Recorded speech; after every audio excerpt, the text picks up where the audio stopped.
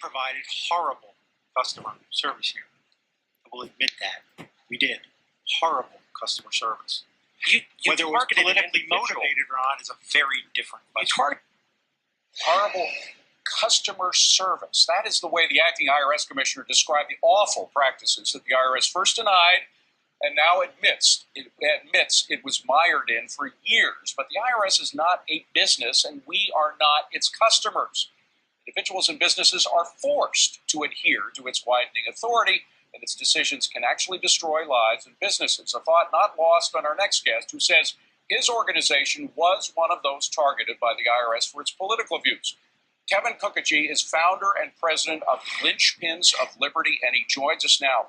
Kevin, when did you first find out that your group was being targeted, and how? Well, I filed my application in January of 2011, and I received a letter in May of 2011, and that's when I first began to have a sinking feeling that something was amiss. It wasn't until the end of December when I finally got a hold of an agent in Cincinnati office, and actually that agent told me, I said, why is this taking so long? This application process normally is a 3-month process, 2 to 3 month process. And he said, and I quote, "We have been waiting on guidance from our superiors as to your organization and similar organizations." Well, what was first of all, there's been a lot of questioning about what the names of some of these agents. Do you have the name of that agent at hand?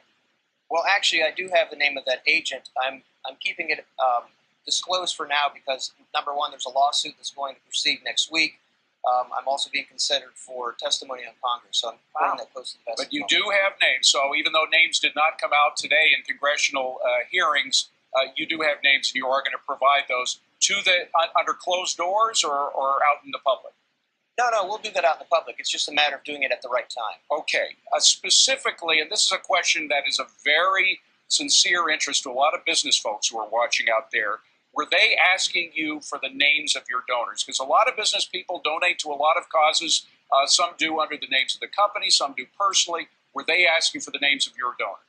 Well, yes, and it's important to understand that my organization is a 501c3 applicant, not a C4 like most of the other organizations. We are actually an educational organization, and our motto is to challenge the imagination of the rising generation. What that means is we work with young high school and college students and engage them to read the great books, and conservative political philosophy is our focus. Now, why that's different is because we didn't use the words Tea Party or conservative in our application, yet we were targeted.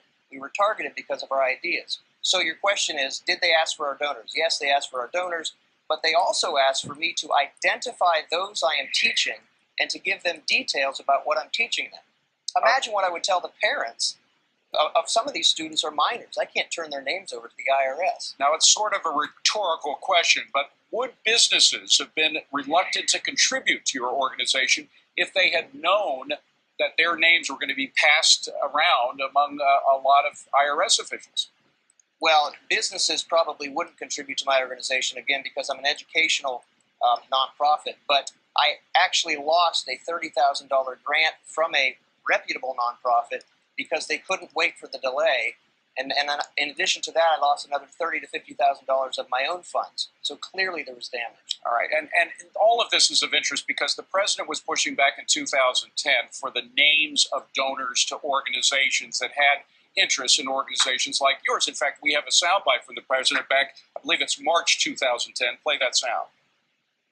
Just attacking people without ever disclosing who's behind all these attack ads. You don't know. It could be the oil industry, it could be the insurance industry, could even be foreign-owned corporations.